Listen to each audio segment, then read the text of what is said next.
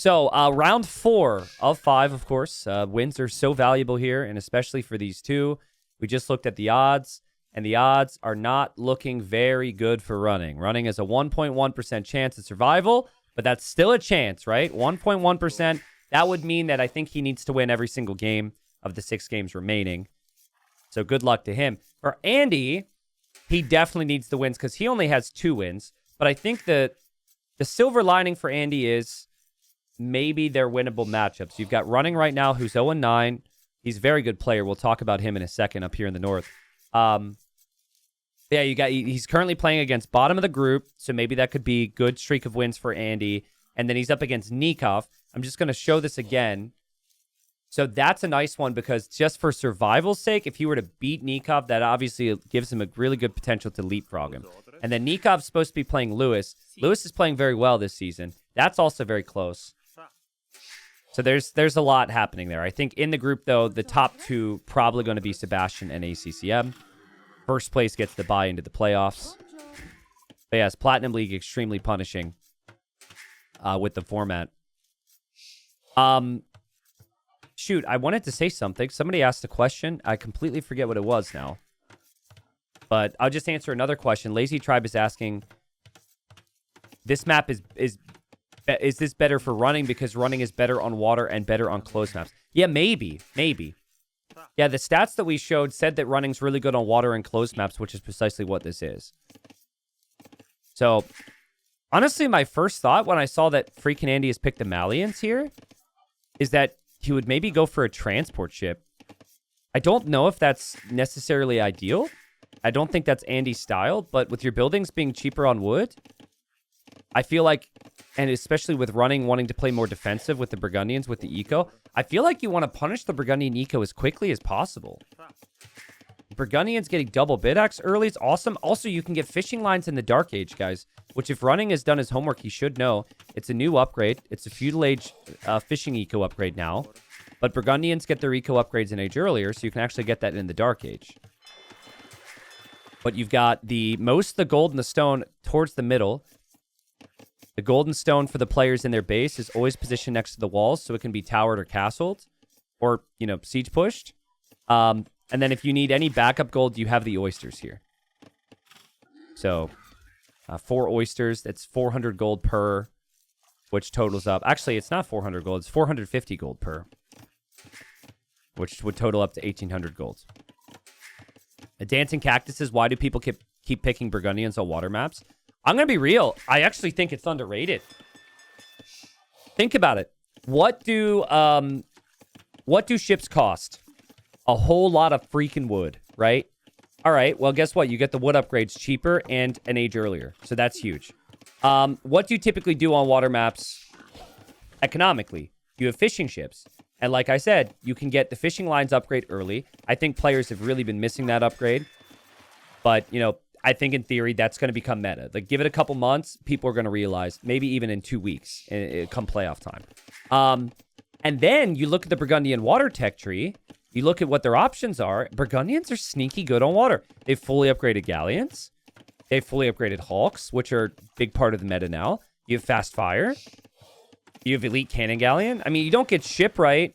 And yeah, sure, maybe you don't get, like, the second careening upgrade. But, like, this is all very capable. And then you combine it with the other factors of this map where you want to play like Light Cav maybe because they're good on the closed map or arena. You have good monks. I think Burgundians are a very solid pick here.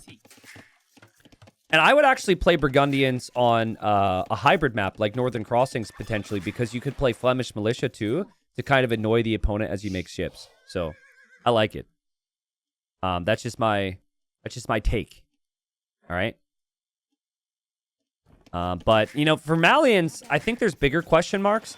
You do have the discount of all the wood buildings, so that's nice to take advantage of. And we've got fishing ships coming out of 2 docks right now for FreakinAndy. And I guess that's him utilizing that bonus. I think for Andy, he'll be happy with any civilization that has very good monks. Monks are pretty solid. They don't get illumination for the Malians, but beyond that, they get big upgrades. Yeah, Andy just happily adding the fish for now and does have the slight fishing ship lead, so that's not bad. T90, do we have whales on any TTL maps? No, we don't have any whales. Whales were technically not in the game when TTL started, but also I'm getting married to a marine biologist in 7 months. So I think I'm going to save my my whale additions to the map where we are eating whales till after the marriage. Not before. Yeah, whales were added to the game. You could like take gold from whales now. But yeah, I'm gonna hold off on that one. So, oh shoot, we do have dolphins on one of the maps. True. Yeah, just don't tell her, guys. Just don't tell her. Don't let her know. Knowing chat, you guys are totally gonna snitch. I'm joking, by the way. She doesn't care. I'm just making a dumb joke. She knows that dolphins exist. When we first started dating, she kind of found out what I did, and she was perusing my channel, and she was like, what is dolphin nothing? Can you explain what dolphin nothing is? I was like, oh. Let me explain. So basically, the only resource on the map is dolphins, and they just eat all the dolphins. And it's funny because that's not normal.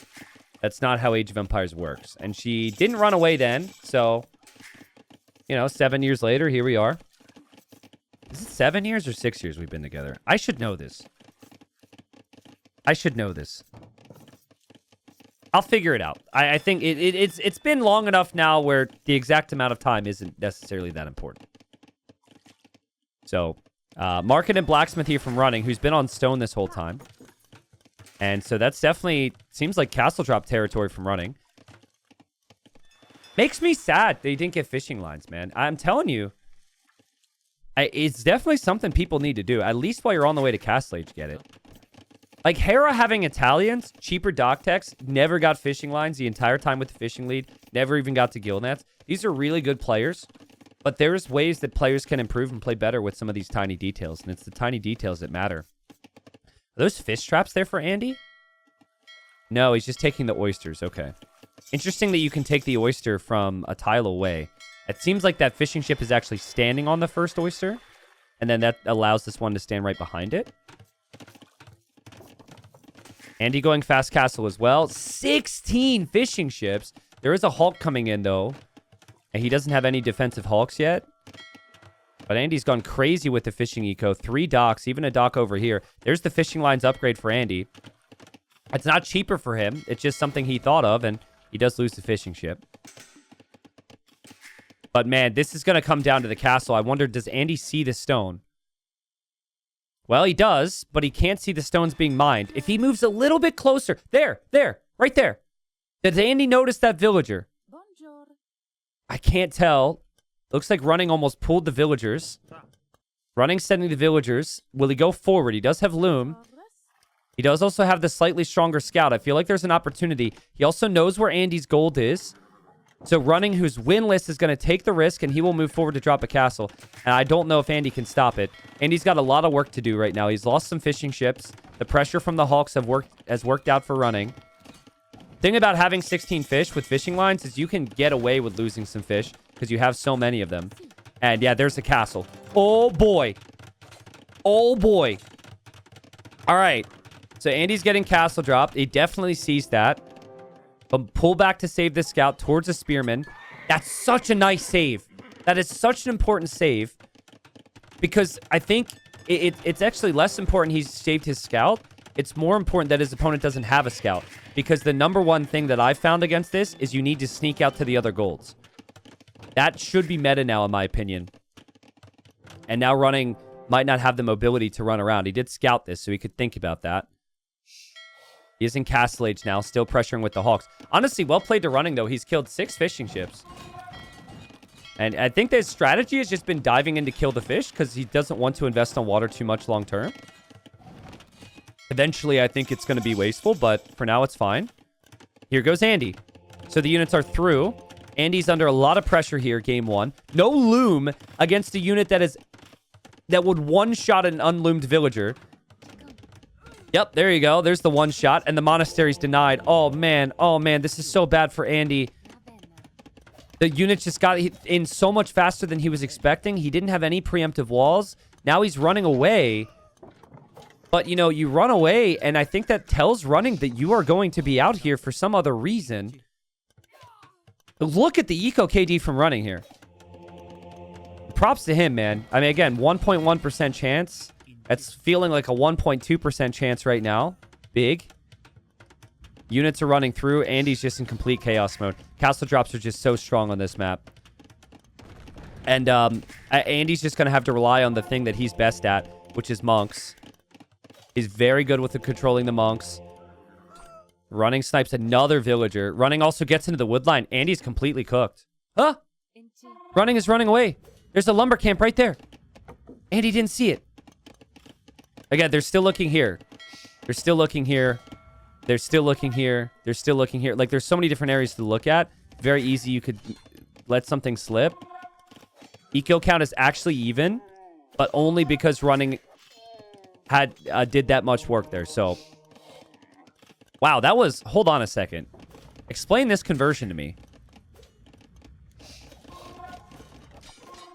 Monk isn't converting at all on anything. What? Did it... Maybe it started a conversion and it was charged on something else? But I didn't see any additional conversions before that. I mean, that is the definition of an insta right there. Siege Workshop is here for running. The problem for running now is he might end up losing his fish because he's kind of giving up on water. Also an issue for running is he didn't get all 5 of the relics. He's only going to end up getting 3. But still getting some food eco from the relics is pretty helpful if you're going to lose your fish. Yeah, the dude was just really unhappy with his job. True. He's been on the job market for so long, waiting for an opportunity, he didn't even have to think about it. Andy's retaking water. The monks are going to be the key now. Running's also familiar with the monks, and he gets atonement. So now he can convert the enemy monks. And I don't think Andy is expecting atonement to be in yet, and he has to delete that. Oh, man. Yeah, and here, running is on the way as well. He knows that Andy's expanded out here. He knows that Andy must have some gold, and he doesn't want to allow that. I don't think Andy can keep up with this pressure. There's just so much pressure. It's been perfect from running. It's confusing, right? Because the water's still a big factor here. But how big a factor is it going to be if Andy loses his town center, loses his relics, loses all of his villagers here? And running is decent economy, too. He's got some farms. He's got the relics. He's adding more farming eco. He's still on stone as well. A devotion's on the way for Andy. So his units can resist conversion for a little while. But, I mean, there's just so many conversions already from running. And the running is locked in with his monks. He's getting every conversion. It's all before devotion comes in. Running even deleted that monk and then converts this one. It's just perfect. This is the running that made it to Platinum League. Like, this is the running that played well in the playoffs at gold, got here, got promoted. Very dangerous. And FreakinAndy will drop a castle here. Now that castle will probably complete. He's still adding fishing ships on the outside. The worry for him is actually just going to be gold. Oyster check here. He's got 600 gold left on the oysters. So beyond that, he's just going to have whatever he can sell off from wood and gold. Yeah, these villagers in here are going to die as well. I feel like after running sees this castle, he might regret making so much cav. But with this many kills, maybe not. Yeah, he's just slicing up so many villagers. It's totally worth it. The TC goes down. The relics can be taken home. But I feel like Imperial Age could start to become really important here. I also wonder if it's doable for running to fight back on water. It feels like he's already kind of outproduced there. But you can still run in this way. You could still run into the main TC from Andy. Guys, we've had games where someone tries to go Imperial Age in Andy's position, thinking like, upgrade your monks, upgrade your castle, and then everyone just forgets how exposed their TC is. And then their town center gets like rammed down or something. So again, Andy's got 23 fishing ships, and he consistently is redocking, and so the fish is working very efficiently out there. That is a big factor. So he's still in this game. He actually comes back over just to build another town center. Running still just one town center. Still no Imperial Age. That could come in soon. No fishing eco, but that's okay. Value destroyed stat really high here from running. Running's got the Rams. Andy sees this. I don't think running got devotion. No, he did not. And Andy has devotion, so it should be better in a monk v monk situation. But there's 7 monks. And oh god, Andy's even adding a siege tower now. Andy's going to put the Gebetto in the siege tower and try and roll into the monks. Which is a play that we've seen, but the siege tower was recently nerfed. It's not nearly as quick now. And here we go. Running goes in for the conversions. Andy has to stop. You have to stop. Because if you don't, you're going to lose the units anyways. You have to try and convert. And oh, man, that's so good from running. That's so good. I like the no hesitation there. That's been the whole game for him. It's just no hesitation. Yeah, I think the best play for Andy there is you have to stop and try and convert or something. So here comes running again with another castle. And he's on the way to Imp, too. So if this castle completes and he can make trebs from it, it might be over. Here comes the siege tower. Choo-choo! They're very slow compared to before. But monks can't convert the siege tower unless they're standing next to it. So, okay, they hop out. Nah, it's creative. But it's just not going to get the job done at all. The castle's already going to be up for running. Running will be an Imp. Running can make trebs. And now Andy's like, what do I do here? He still has the navy control. Still has the fish. Still has a healthy eco count. But he just can't push 2 castles. Not easily anyways. I think he wants Imp now as well. He stopped Vil production. His resources are rising. Here comes the army from running. He needs to defend from this. But yeah, that would be the Imp TC. Oh, actually, that's not true. He does have this TC, so he's reclaimed gold this entire time.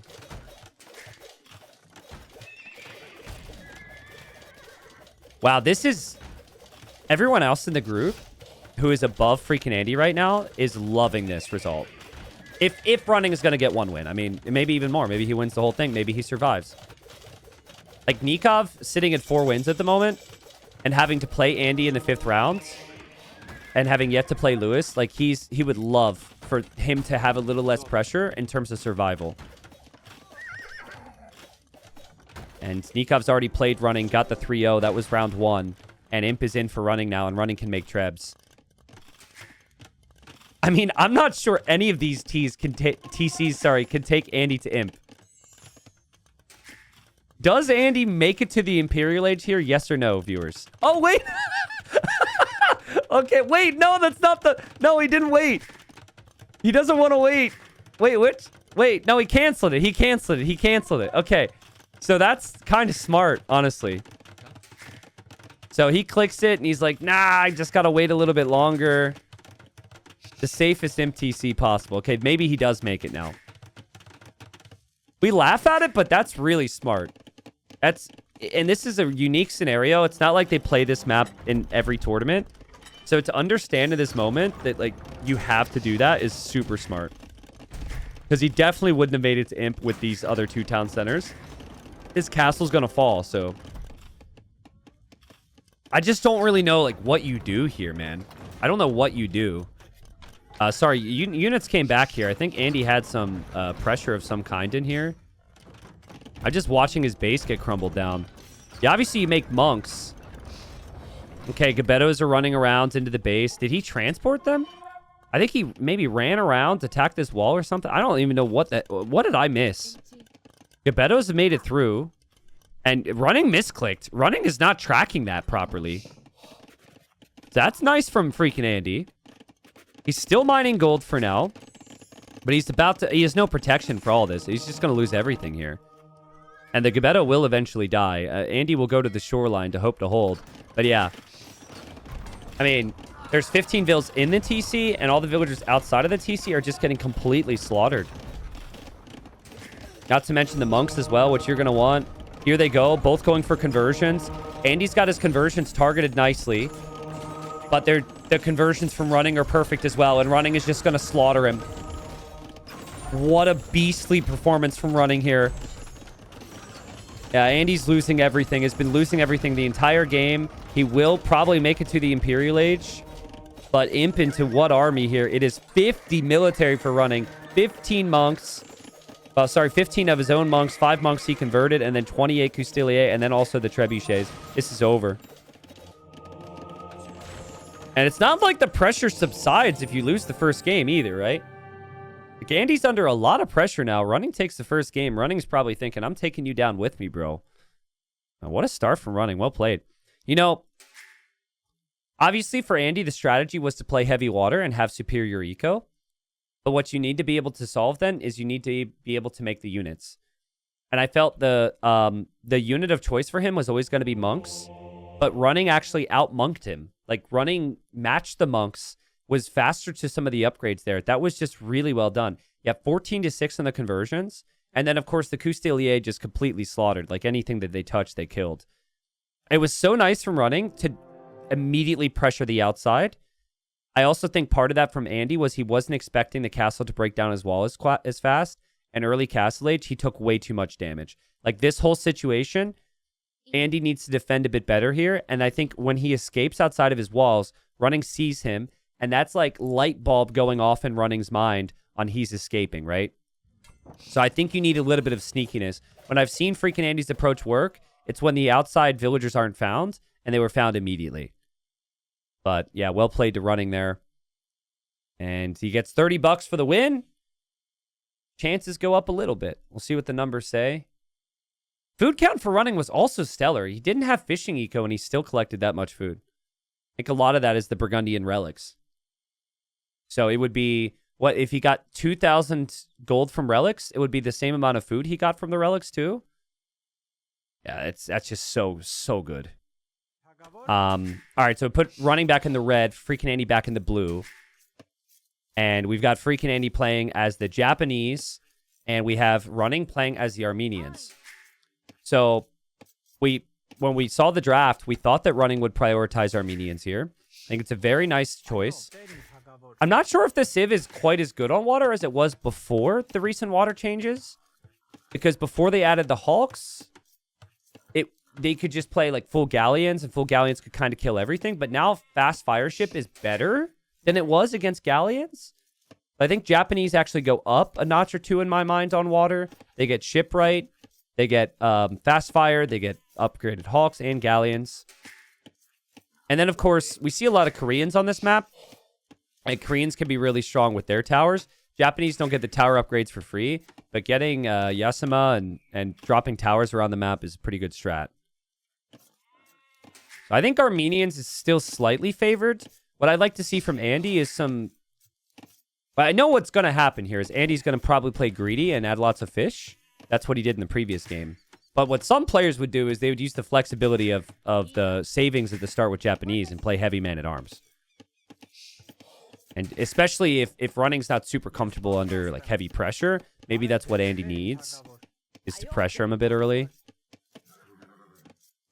Yeah, this is Andy's home map. Correct. Chowdhury, what's up? First time chatter on Twitch. This came here from YouTube. Oh, welcome in. Welcome in. Yeah, it's been interesting. Typically, I am not streaming on YouTube as well. So I have people show up to Twitch and say, came here from YouTube. But now I'm also multi-streaming to YouTube right now. I don't know how people find it, though. Like, I don't know if people are watching live on YouTube actually hear about it. Like, I don't know if it's people who just prefer to watch there who already knew I would be streaming. Or if there's people who are watching because they saw the little red glowing live symbol when they went to watch a video. So maybe if you're watching on YouTube, you can let me know how you found the TTL stream today. We've got the transport ship from Running, confirming the back dock there. And it'll be the same for Andy. I like the maps where you start with the transport ship. It just gives you a little bit more scouting and vision and options. Max Tape. Oh, thanks for the reminder. I'm sorry. It didn't give me text-to-speech, and I didn't get the pop-up. And we were in a game. Max donated $8. Says, hey, T90, thanks for helping me calm down in the evenings after some hard study days. I'll have my final exam for my doctorate degree, and I'm stressing out. But here you are, better than every anxiolytic Smiley face. I don't know what that word is. I'm stupid. Sorry. I'm uneducated, unlike you. Cheers to you in the community. You're amazing. Thank you, Max. I'm sorry I missed that. Thanks for the reminder. Yeah, I mean, I'm not someone who has gone through everything you've gone through to get your degree, but I am a partner of someone who's about to have PhD, masters, you know, the whole thing. And so I get to experience how stressful it can be and how unrewarding at times all that effort can be. So just stay the course. Happy to help out. Happy to be here. So, but just know, if you credit me to some degree for the things you accomplish in your life, guys, I get 1%.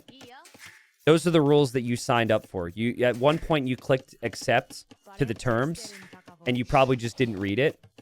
But 1%, and I'm not talking financially. You can keep the money. I just want the education because I have 0 degrees. So that's what I'm hoping for. I want to be like a super omega doctor as a streamer, you know? So that's my goal. Because I told my fiance, I said when we get married, because she'll have what, like 4 degrees. I'm like, that means I have 2 degrees, right? Because half of everything you have is mine now. And she doesn't think that's funny. I think it's hilarious. And she goes, okay, well, I get half of your Age of Empires elo. And then I was like, all right, you know what? I don't like this game. I don't like this game. So running is making militia. And running's walling up nicely. This is, if you're expecting the pressure, you actually choose your starting wood line based on where the gold is. So you can wall in a little bubble towards the TC. The first thing I noticed from FreakinAndy was his setup. His wood line was not directly next to the gold. But he is doing that now with the second lumber camp. And he is also walling up. And here come the militia here, so. Oh, God, we have someone else. I didn't think about this. Major Murph says, thanks to T90, I failed my PhD courses. Oh, my God. Just passing. They both go right past each other with infantry in their transport ship. That is so funny, dude. They bump into each other on the way. It's like, hey, what are you doing? What are you doing? 2 militia and a villager for Andy. 3 militia and just the scout from running. And Andy still isn't completely walled here. 1 tile difference could be the difference between getting damage or not. Running is just attacking, or sorry, Andy is just attacking the hut there. And Andy gets the walls down. And it's man-at-arms, and now Armenians can get longsword as well. And it's a forward archery range from Andy. Yeah, this is going to be all about adaptations now. Man-at-arm upgrades coming in for Andy. I don't know where his 3rd man-at-arm is. I don't know where his 3rd unit is. Does anyone see it? Oh, he was left behind. Oh, there he is. Okay, he's coming back. Better late than never. So yeah, Japanese infantry attacks faster, so that's insanely strong against buildings here. And then just having longsword and arson as well, insanely strong against buildings for running. But running doesn't know there's going to be an archery range here too. Both players just hoping to dish out damage into the houses to get some control here. Wild to me that Andy's out here with his dock villager, but he's just assuming he won't be spotted. They both essentially gone for the same type of builds. They both have 6 fishing ships on the back as well, which is getting slightly less efficient. But I don't think running... Ooh, he saw the house in the range there. Now running should know there's a forward archer range. It's kind of tricky for Andy, though, because you can't get any archers home to defend from this. And you don't want to tower here, because then you don't protect your gold for later on. So I think I prefer running's position just ever so slightly. But in theory, it is more pressure against him, right? Because he's got the opponent's archer range on his side of the base. And I think that pressure is starting to add up here. I consider Andy a little bit better with multitasking. As scout for Andy's out there, we'll see the dock. Andy might choose to go for a forward dock. And Andy forcing running into a tower here. And when you have this forward range, you kind of box your opponent off from ever taking this area comfortably. Oh, man. Running's going to transport forward with the archers. Again, no range at home for Andy. It's funny how the transports are constantly right next to each other like that. Yeah, keep an eye on the houses here, though, guys. I'm noticing that's an issue for running. Very easy to forget about houses when the games are this messy.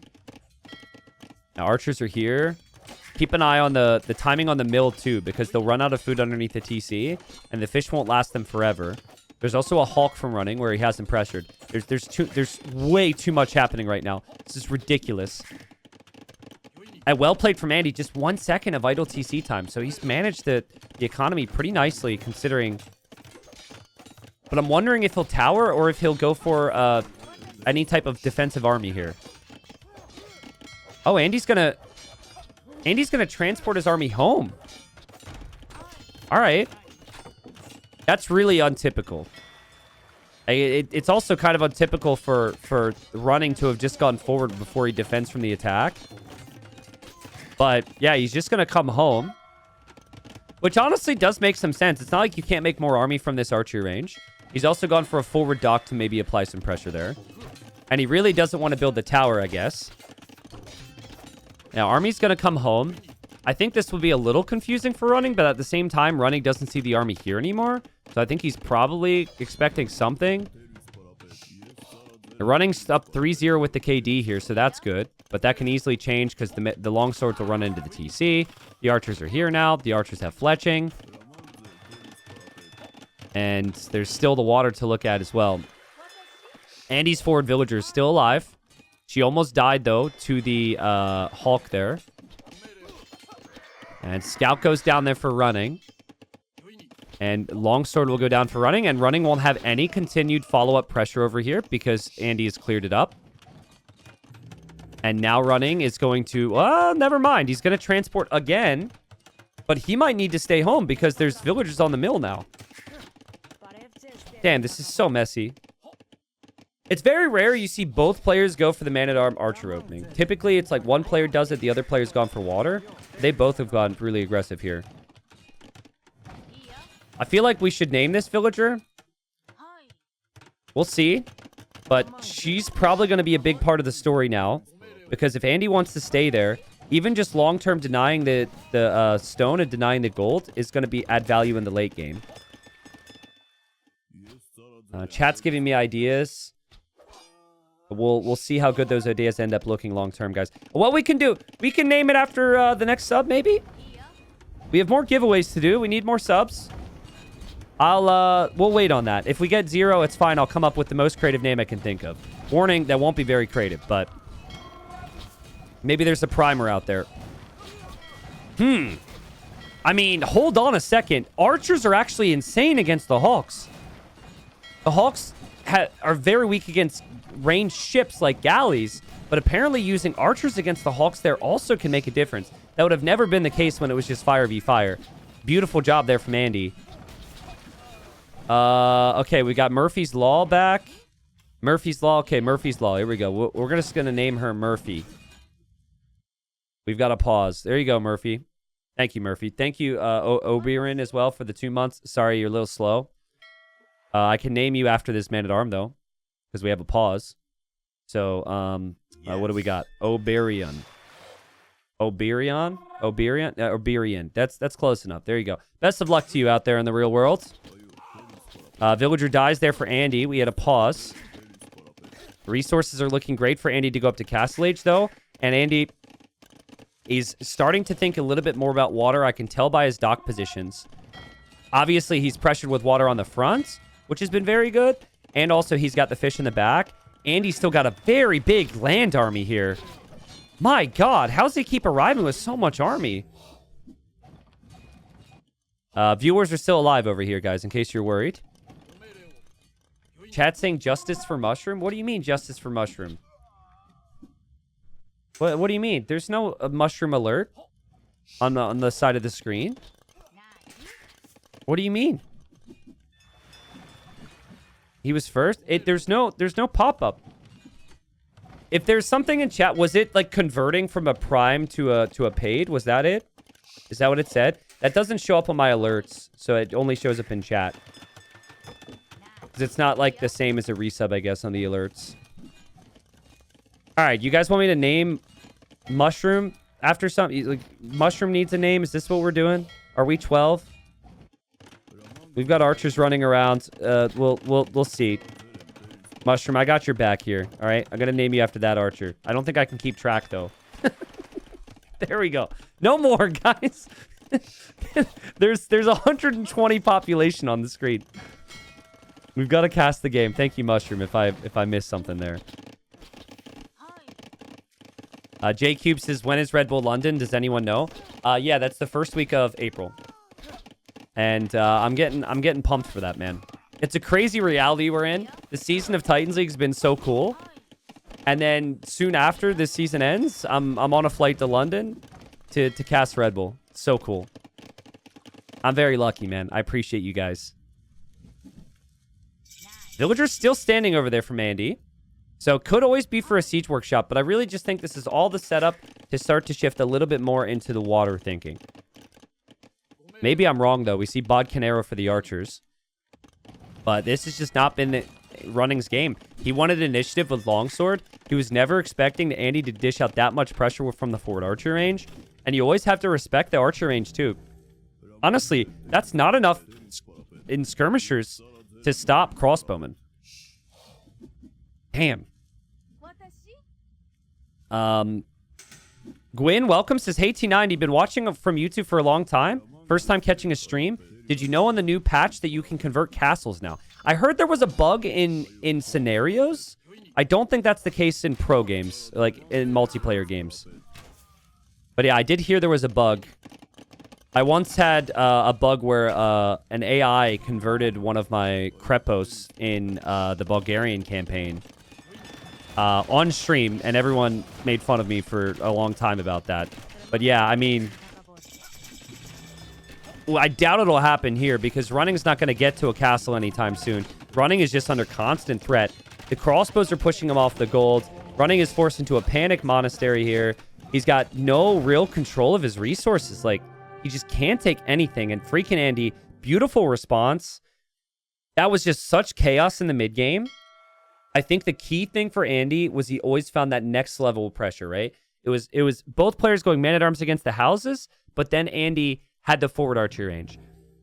Then both players had ranged units, but then Andy was able to get the upgrades a little bit faster. Then they both have the same upgrades. Then Andy goes for the forward dock, right? And there's just always one more step ahead there from Andy. From here, this game is well and truly over. He'll be on 3 town centers producing vills out of every one. He's obviously still going to poke and prod with these crossbows. And then he's got such a nice fishing ship count with the Japanese. So, yeah, when the wins matter for Andy right now, because he really needs to avoid relegation, he steps up, but the next win is still hugely valuable as well. You know it's sad when you get a free relic and you only had 4 relic gold in the game. Oh, my God. Are the chatters alive? Oh, true. Murphy's there. Murphy's working on the golds. Oberion's there. And then, and Mushroom's there. Damn. You guys did it. Well played. Typically, if I do that, I'll name the units and then they'll die like 2 minutes later. So it's like, thanks for the sub. You're dead. Which is not my intention, but that's just how it normally goes. Thanks, guys. Here we go. All right. So, we got game number 3. For FreakinAndy, he's got a 20% chance of survival if he loses this. 30% chance of survival if he wins this. Running, he's likely out already. Though I think the only chances he would have to survive, he would need to win this game. And then he'd need to win the final 3 in his final round. Running's gone for the Romans, which I think is good for reasons I'll dive into. I think, first off, it's just a good late Civ pick on the draft. So I don't love it for number 1 Civ pick. I love it for where he prioritized it, which was at the tail end of the draft. But the other thing is, like, all the weaknesses of the Romans come in later stages of the game. So it's like late Castle Age and Imp, and in Imp, they struggle because they like Bracer, they like Bomber Cannon. But this map never goes late, right? This map never goes late. It doesn't matter, you know, that you might not get the upgraded Hawks in the Imperial Age. It doesn't matter that you miss Elite Cannon Galleon. What matters is that 5% greater efficiency, which helps you so much on an awkward map. And you also get cheap Siege as well, and Siege can be really valuable. So, And we've got FreakinAndy here. FreakinAndy's playing as the Woo. And, yeah, the Woo are the more traditional pick just based on the bonuses. You get extra food when you build your docks and your infantry, your military buildings. Your infantry then regenerates. So going for man-at-arms with this civ can make a lot of sense. Especially the Jean Swordsman can be really strong against archers. I think that would be my worry right now if I'm running, is I wouldn't want to make too many archers against this civ. Both civs are really good, but I consider it pretty even, so. Yeah, Mavi, I'll keep player colors if it's player colors that don't ruin a certain percentage of viewers' viewing experience. So, like, orange is traditionally one of the toughest colors to ever see because a lot of terrain in AoE is orange. So I feel for Andy. He likes to pick orange. I know there's a bunch of people who are like, keep the colors for Andy. But it's really hard to see. And also, combined with that, orange is one of the worst colors for people with color blindness. So again, to anyone who wants me to keep certain player colors, like pink and green and stuff, and you don't have color blindness, just imagine this is what the game was. You know, here we've got FreakinAndy. FreakinAndy. Oh, wow. You know, what a nice base for FreakinAndy. Over here, we've got running. Wow, we've got running. Running's here. For some people, that's the experience. And so, yeah, there are some exceptions, of course, because, like, players are known for certain colors. But, like, there's certain colors I can just never show because I don't want to ruin even 1% of viewers' viewing experiences, so... But the water buffalo is scouting around the backside here for running. And so running will find the dock location. And usually you're on the far side of the map, so that's not the biggest surprise. I think it's worth it to still try and confirm that information because it's a Nomad start. So you don't really know what the lay of the land looks like in the middle. You don't know exactly where the dock's going to be. Sometimes they aren't directly apart from each other.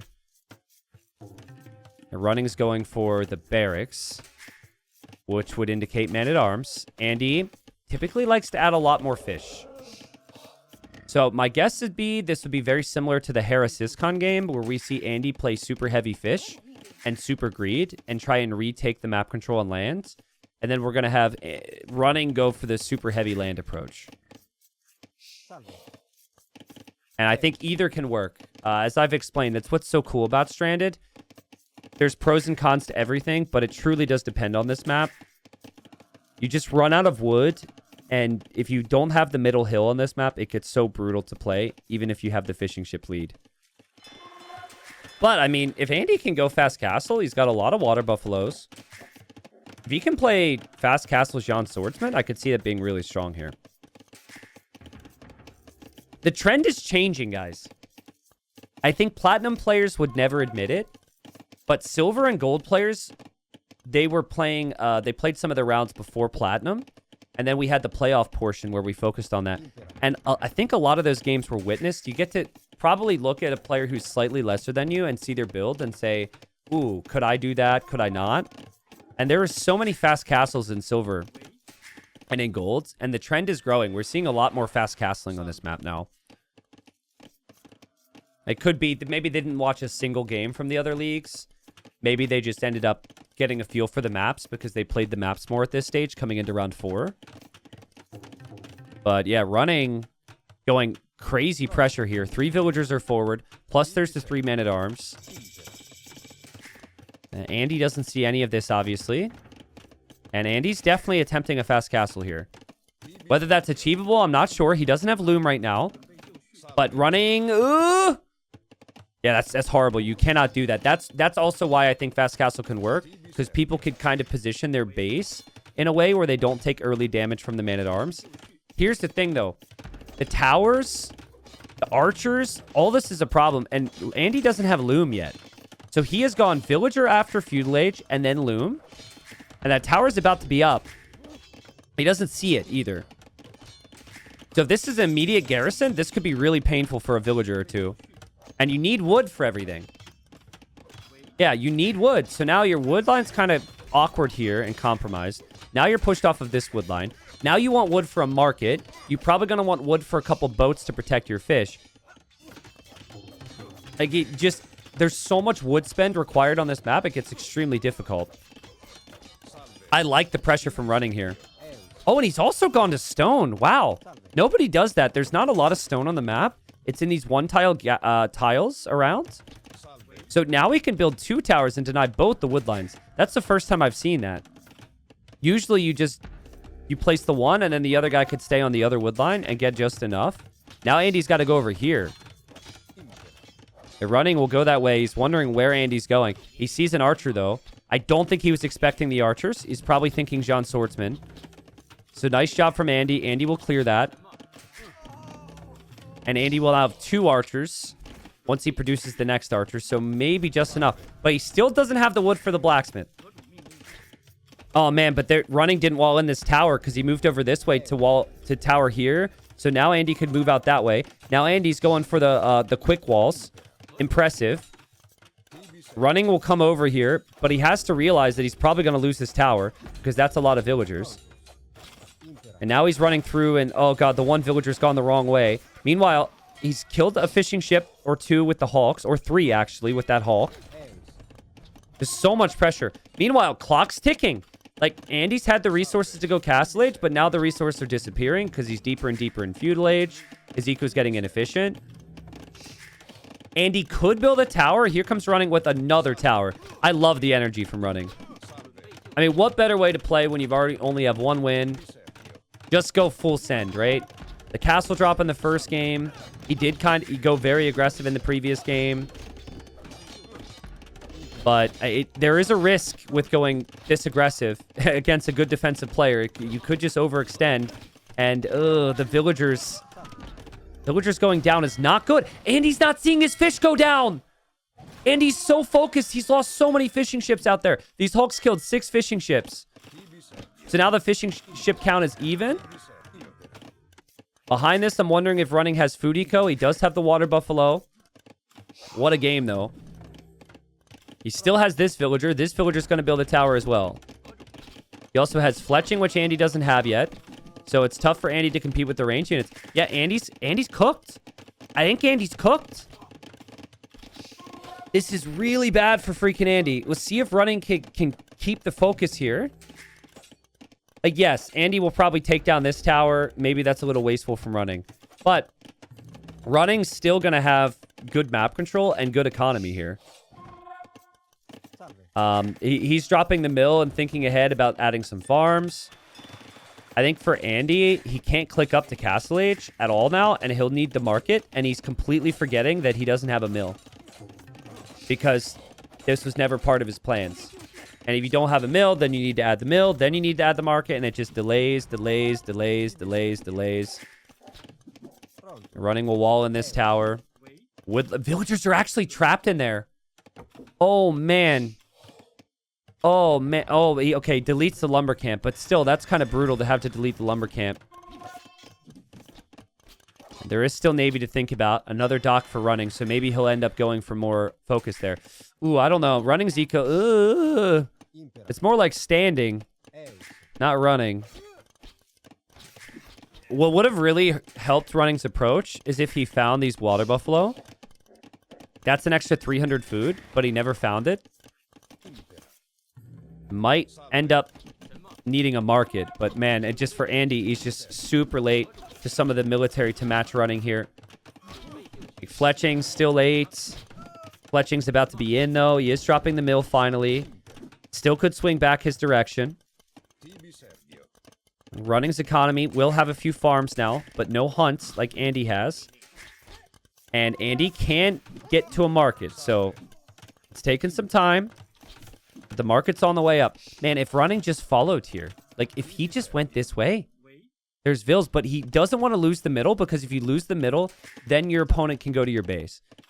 So it's consistent theme here on this map. I actually have been really critical of people who prioritize the outside, so I like the approach from running. But Andy might be up faster. Andy will be up faster. Running's dropping his own market now.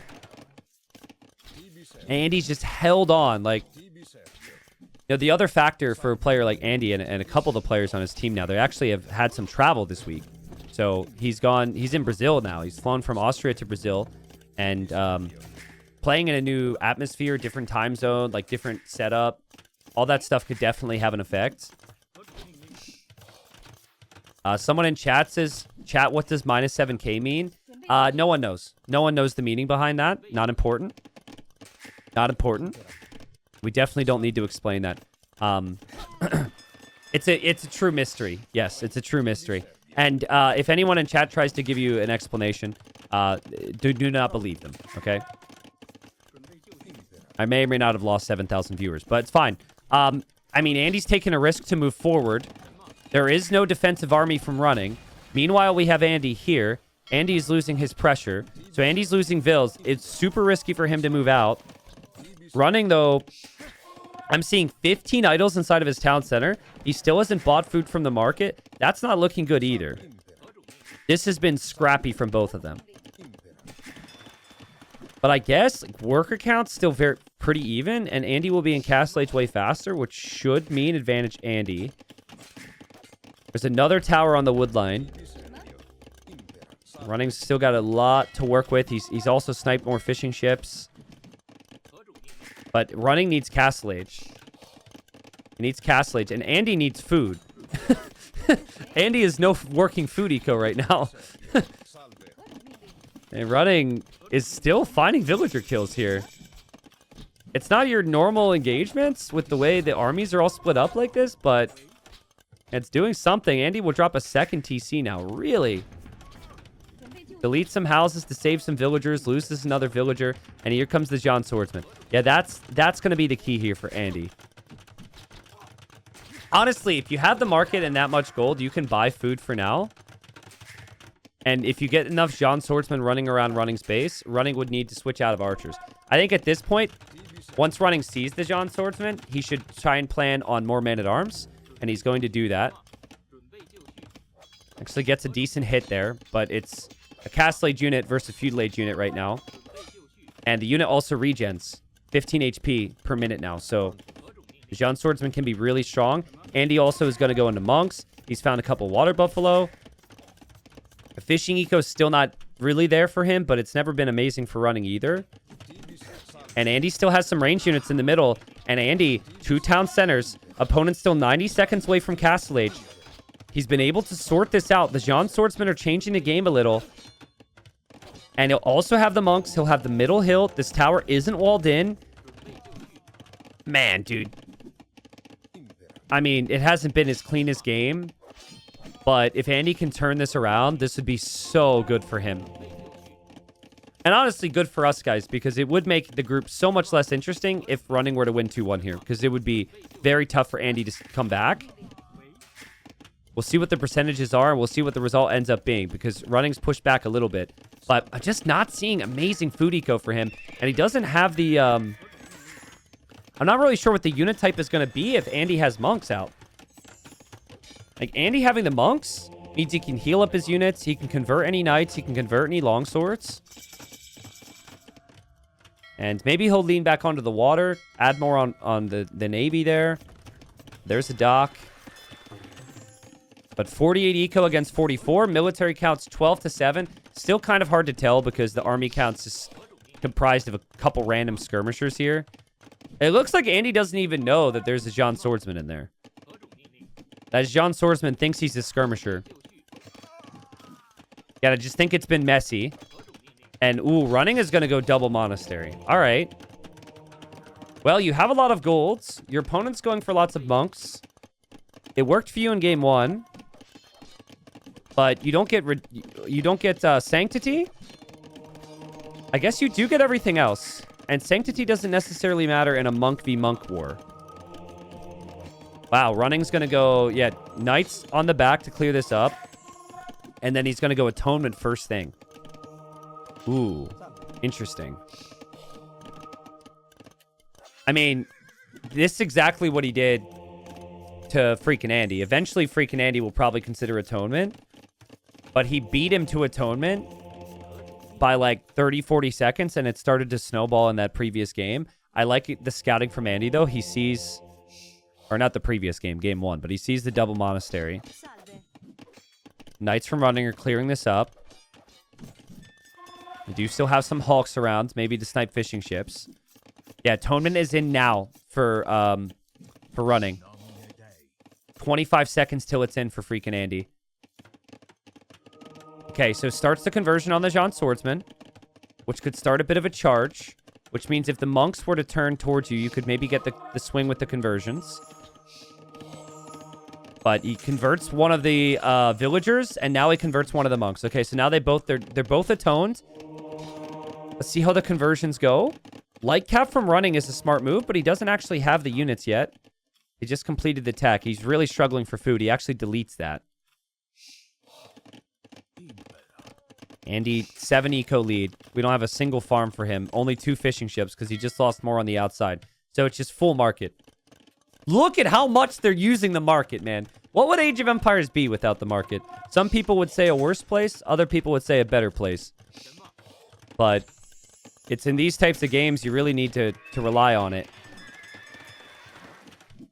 And Doubt would be proud. But yeah, it's just because every moment matters for so much.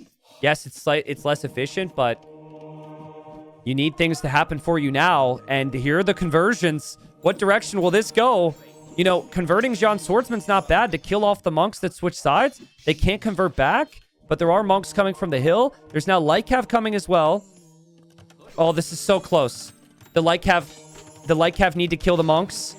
The knights probably shouldn't be there. The micro from running, it's kind of struggling.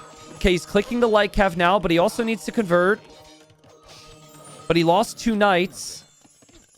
I just don't know. It feels to me like that one much better for running, but now the score went higher for running, so... I don't know, monk count is still going to be pretty insane. And conversions are still going to go back and forth. I like the Light Cav. I don't like running's eco to make the Light Cav. But if he can just make a couple of them... Get to the middle right now. It could start to swing the game. Oh, man, this is so nice from Andy. Counter-attacking with the knights is so good. Losing those knights might be something running regrets. That he doesn't have any monks here. Oh, God, and monks are still converting each other and switching sides here. You would think that monks would be a little bit more resolute in their religion, considering they've dedicated their whole lives to this. But no, they're just happy to switch sides constantly. Who would have known? But yeah, it seems like Andy still got the hill. Andy still has the eco lead. Andy has similar amounts of monks. Andy got enough counter damage with the knights to be happy. One of the knights switches back. But we are looking at a very inefficient economy here for running. And there's just constant monks from Andy. And this is what Andy loves to do. In the first game, he got castle drop. That was the issue. But now he converts the Light Cav. God, this is so hard to cast. How am I supposed to break down monks converting monks? Guys, we have monks converting monks on both sides. A blue monk's becoming a red monk. A red monk's becoming a blue monk. A Light Cav's killing a monk.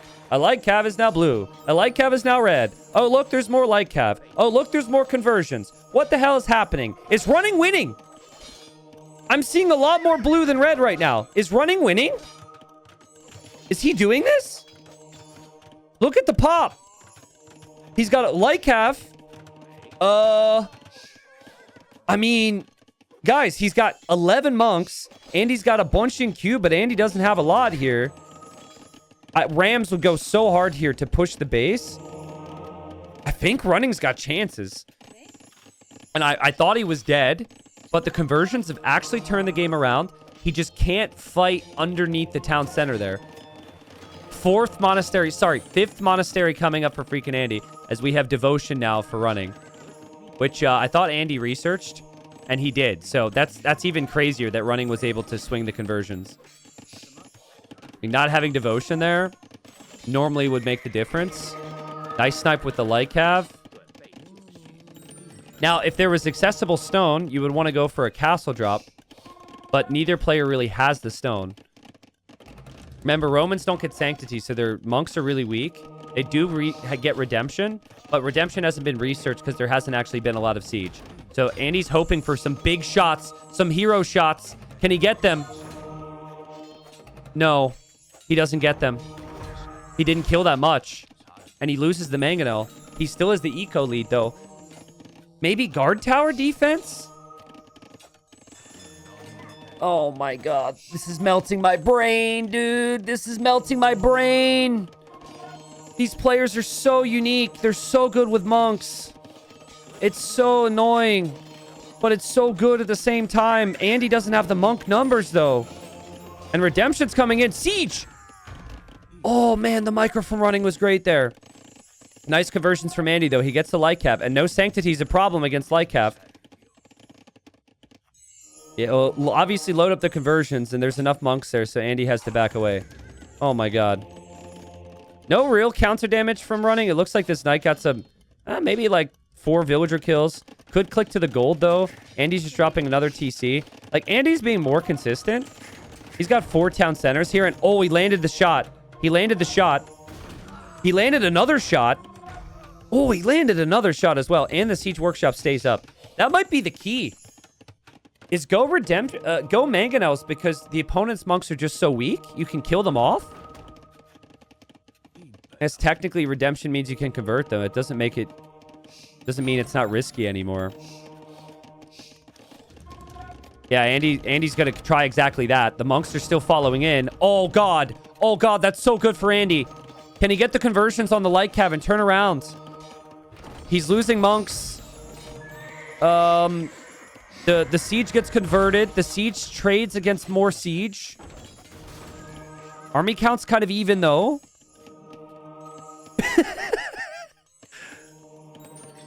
These two are the reason devotion exists. Okay? Maybe not the direct reason, but this crap is crazy. For years, there was no devotion. At some point, the devs were like, you know what? We've had enough of this. This is unreal, man. This is unreal. But while our brains are melting and we can't really fully understand how people can consistently convert like this, because it's extremely difficult, Andy has the eco lead.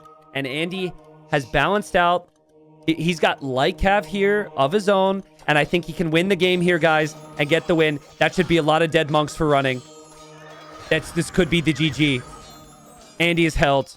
I think that's got to be the game over move, right? And it is. Oh my God. The most created unit was 41 monks from Andy. Most created unit was 39 from running. But in the end, Andy's economy was good enough. And he did it. He did a good job to stabilize there. I thought this game was for Andy once I looked at Running's eco in early Castle Age. But then Running's ability with the monks there to turn it around was impressive. He did actually have a very nice eco, like all things considered back here. Like nice farms and whatnot. But yeah, Andy had the town centers a whole lot faster there. Damn, what a game. Look at the conversions. 31 to 27. Damn. I mean, it was really close. But the economy, Andy collected more res, and the important thing there is when you're making primarily monks, he collected 3k more gold. Getting the relics as well was really valuable there. That gave him an extra 1,000 gold. So, yeah, fun set. Definitely a different series than the previous one. That's the beauty of TTL. But, yeah, for the drama, for the people who want the drama, that's kind of what we've gotten here. Running gets his win, so... a bit more to feel proud of, I guess, if you're running. It's obviously been a rough season. It's likely he's relegated. But at the same time, Andy gets 2 wins, which makes the situation interesting here. So live standings, we still have Sebastian, ACCM, Nikov, and Lewis with 2 sets remaining. We have Andy with 4. We have Running with 1. So, I mean, odds are good that Andy still goes down, but it just depends. It's because Nikov, who is tied with him, has 2 rounds. Who do you guys think is the favorite between Nikov and Lewis? I would say it's maybe 50-50. I think some people, Lewis maybe had the better season so far. You could say Lewis is maybe the favorite, like a 2-1 for Lewis. So let's play that game for a second. Let's say Lewis wins 2-1 over Nikov, okay? So that puts Nikov 1 win ahead of Andy, but then look who plays the final rounds. Final round, it's Nikov versus Andy, which would mean that if Andy wins 2-1 there, he would get 4th place and Nikov would go down. So yeah, Nikov, if he doesn't beat Lewis, it's basically Nikov, FreakinAndy, winner survives, loser goes down in round 5. And then if Nikov were to beat Lewis... it's a bit different than that. It's Andy probably needs like a sweep or something like that. So we'll see when that series rolls around. Again, unfortunately, we will not have Nikov and Lewis this round. It'll be next week. We'll have to do the 2 rounds because Nikov is still recovering from an illness. But yeah, the interesting stuff. Tomorrow, we're going to see Sebastian and ACM at the top of this group.